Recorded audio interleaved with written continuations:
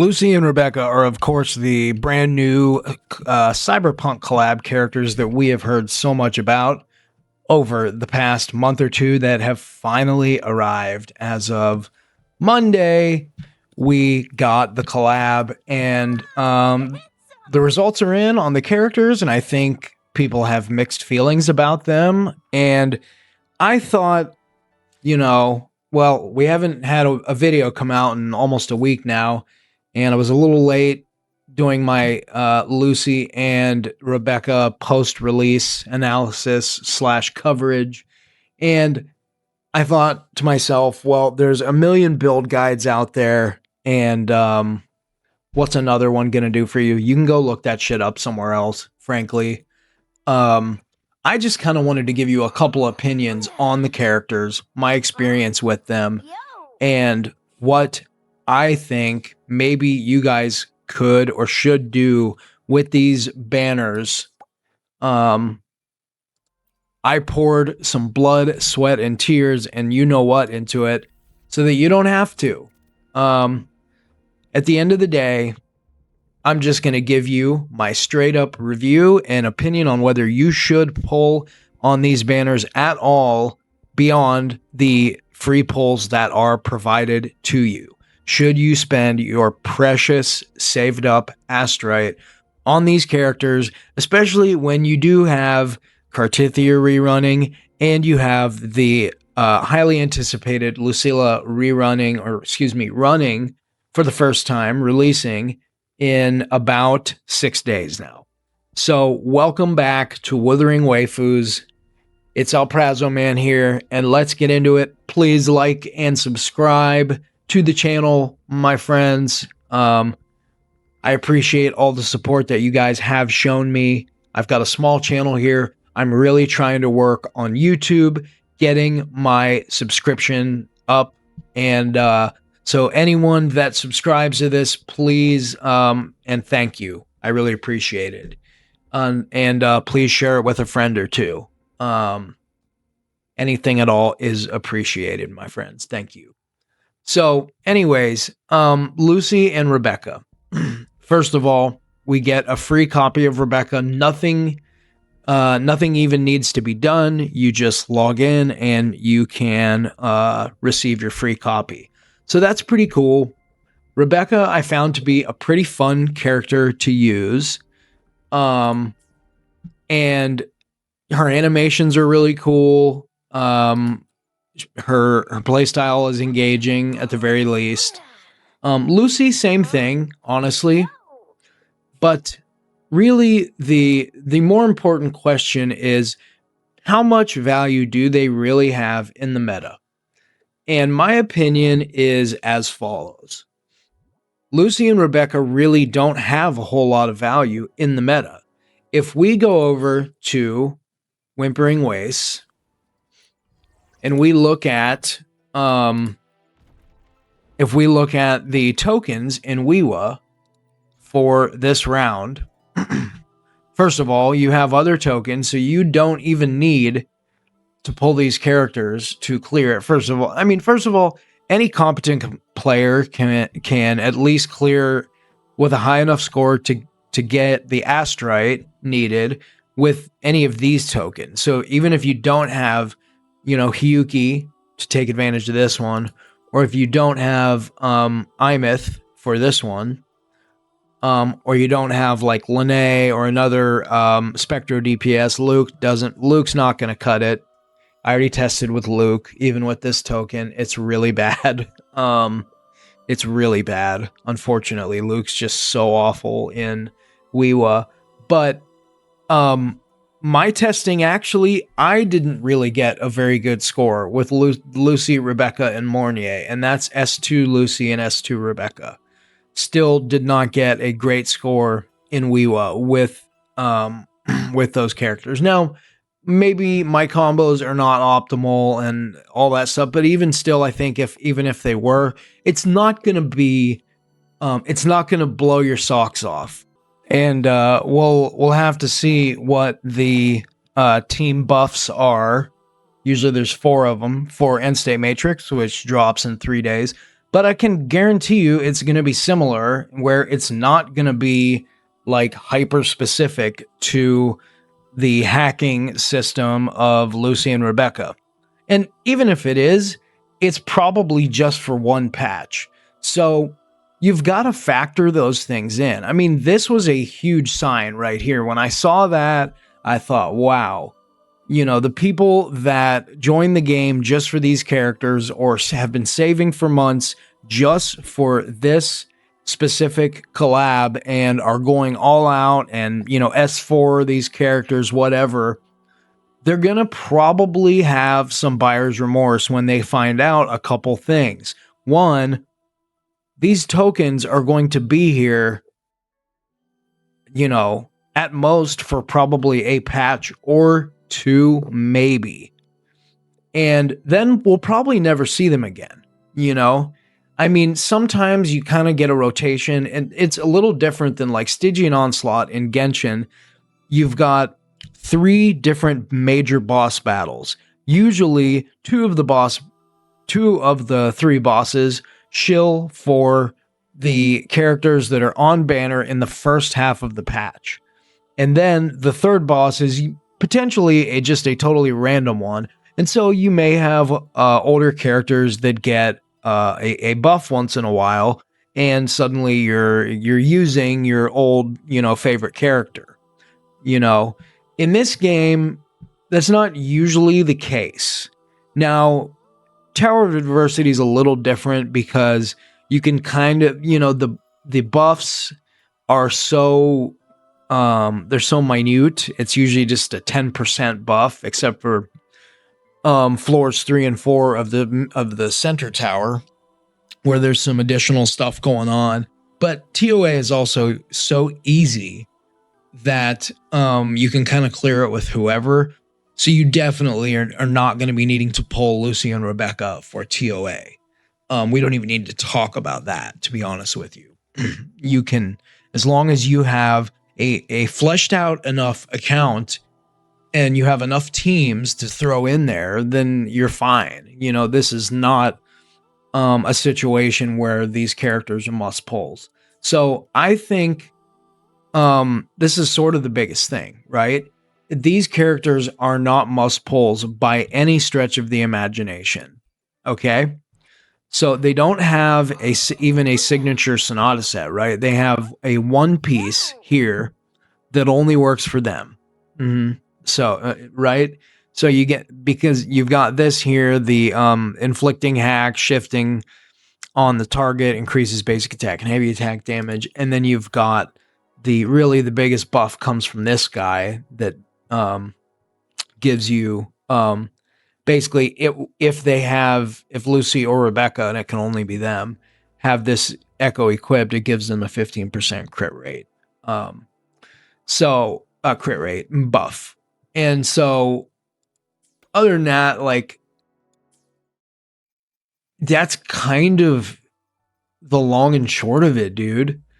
And that's why, I wanted to do some exciting character build guide, and instead I thought maybe I would just sort of do a quick, you know, monologue about especially f2p, should f2p pull on these characters.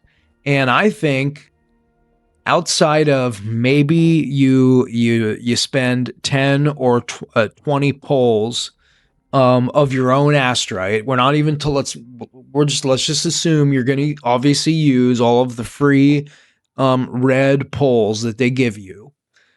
Once those are gone and you have built up pity of, 30 or whatever it ends up being on the banner, and you're like, well, the pity is going to be lost to me once this patch is over. Well, they're banking on you spending to at least carry out that pity. And then if you lose your 50-50, then you're like, well, fuck.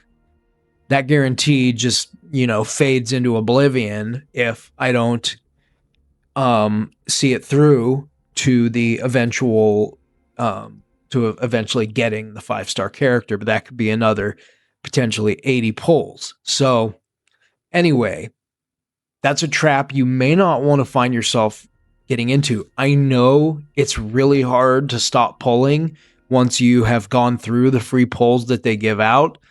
One of my regulars on stream said that he got Lucy in 20 pulls.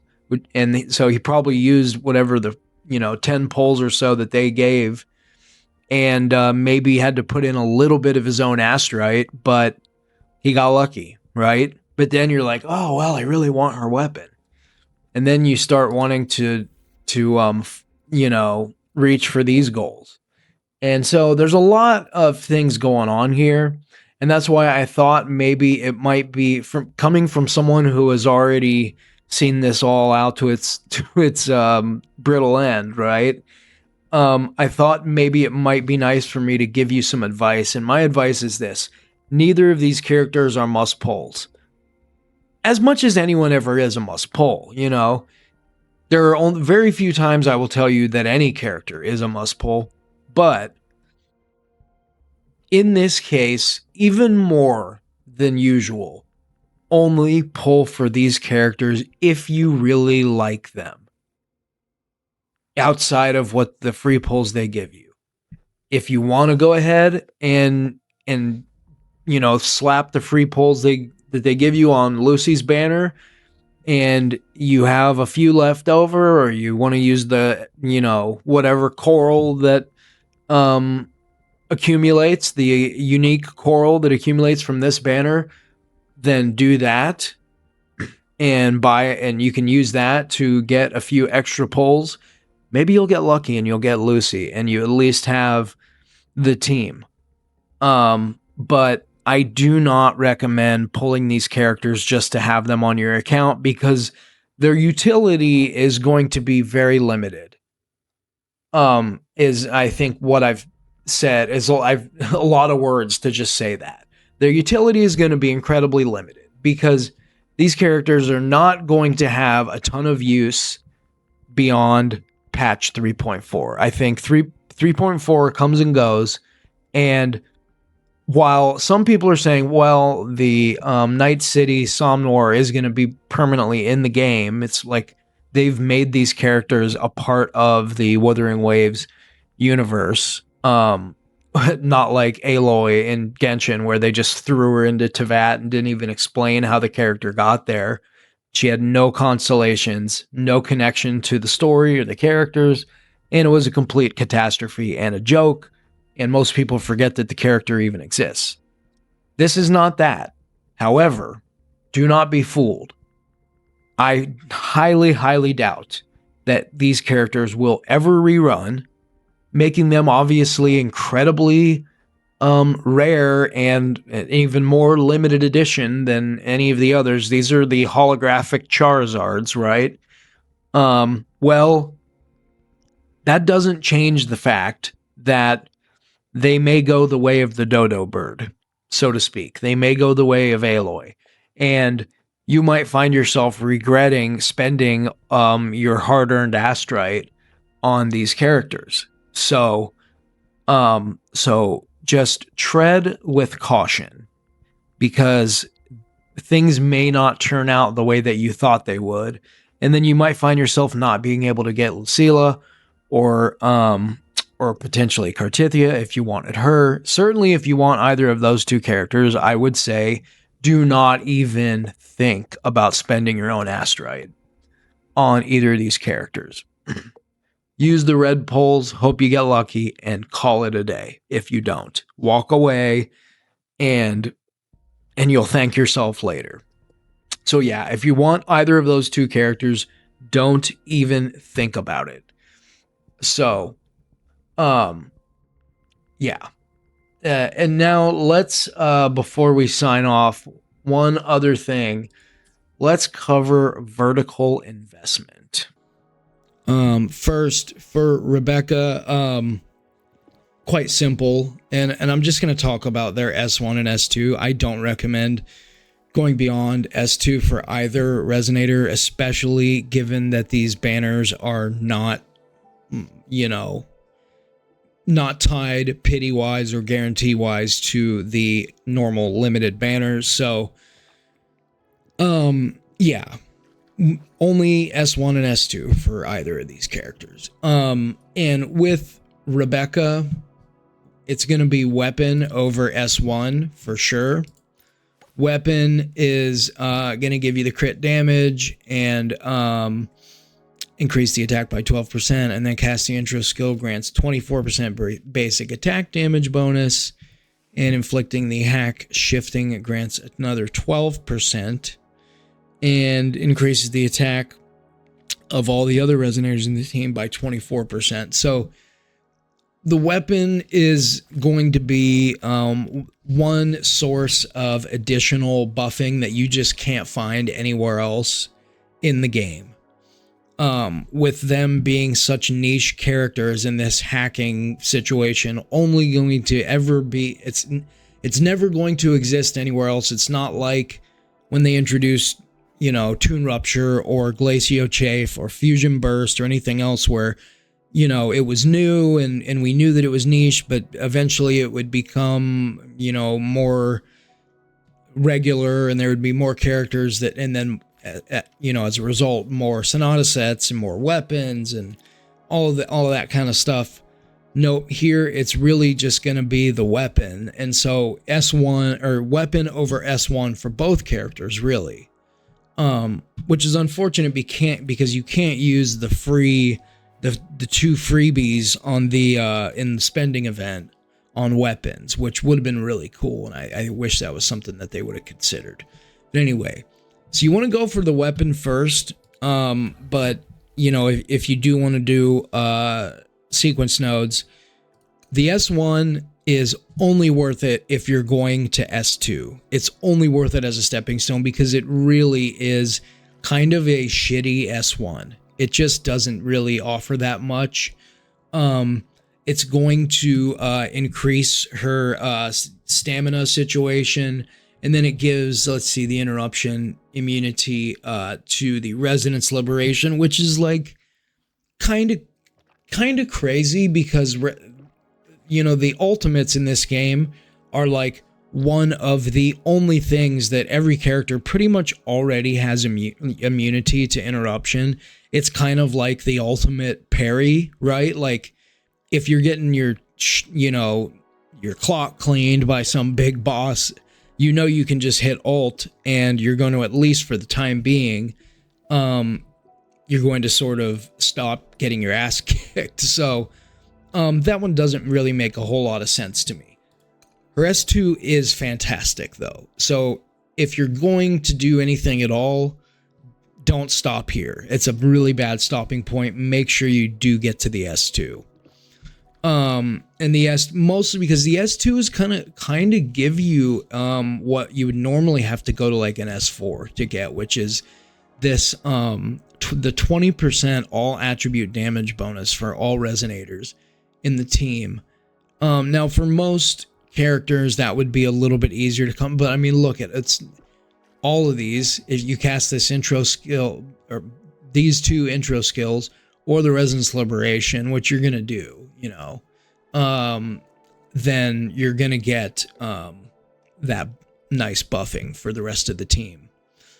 And also when this is Lucy, when Lucy inflicts this, they'll gain this damage amp.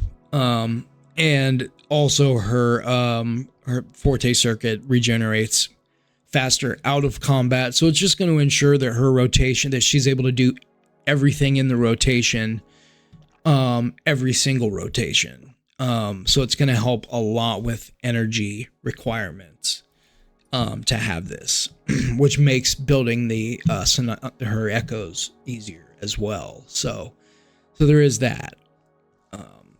So let's go over to Lucy. All right. So for Lucy, her S1 is a lot better than Rebecca's S1.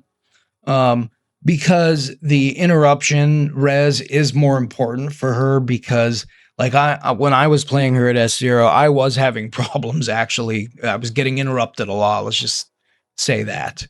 So that interruption immunity is actually kind of clutch for her. And then also all of this shit, I had to like look it up to understand it because it just like this one is fucking crazy. But basically what it's saying is that all of these debuffs can spread to the team. Yeah. And but the S2 is really nice because basically it allows you to apply all of the spoofing things from her liberation, which you cannot do if you don't have this unlocked. So every liberation, you can all of the little red, all the little boxes that you check red during her liberation, you can actually check all of them every time, which is really nice. And then you're getting a ton of damage multipliers also. So it's just increasing her damage a lot. And so it's this heavy attack multi-threading thing. Look, it's basically doubling it, right? So is that more than double? 270, yeah, 560, yeah, a little bit more than double. So anyway, looking pretty good. So all in all, yeah, that's where I would stop if I was going anywhere. Frankly, if you were to say, hey, I want to invest in, 3 upgrades, I'd say go both weapons and Lucy's S1. That's what I'd say. If it was 2, I would say both weapons. Unfortunately, as clutch as her sequence nodes are, these weapons, it's just you cannot get this stuff from from any of the stat sticks. So it's just really hard to say that these are less valuable, that their pistols are less valuable than anything on the resonance chain, but certainly than their S1. So and it's just so tough to justify investing deeply into either of these characters because again, the thing to remember and I think the biggest thing to keep in mind is that you're not going to have these characters are as strong as they'll ever be at launch. Whereas you have a character like Imeth that came out and was already just ridiculously broken when she came out, kind of like Hiyuki. And then a couple other best in slots are released for them, and suddenly they're better, and they just get better and better and better as Fusion Burst grows and more characters are released. They get better and better, and it's going to be the same thing with Hiyuki, Glacio Chafe, and Lucilla comes out, and suddenly Hiyuki is even better than she was at launch. Well, with Lucy and Rebecca, you're not going to get another hack shifting character. So they're as good as they're ever going to be, unfortunately. That's just what the situation is. And I hope that people know that and understand that join the game and we're all excited about these characters, or just people that, veteran players that were excited about these characters. I hope that they understand before investing heavily in them that this is as far as they're ever going to go. They're going to get their moment in the sun, and they're going to get the couple general tokens that are meant to, sort of vaguely buff them by giving Spectro and heavy attack buffs, and they might get a more specialized one for End State Matrix. That wouldn't completely surprise me. So we'll have to see, but yeah, it wouldn't completely surprise me. So yeah, that's my 2 cents on these resonators and whether you should go ham on those banners or not. I think the answer is probably no, but I know a lot of you are excited about them and don't care if this is as good as they'll ever be, but even still, just sort of approach with caution and make sure you still have a strategy.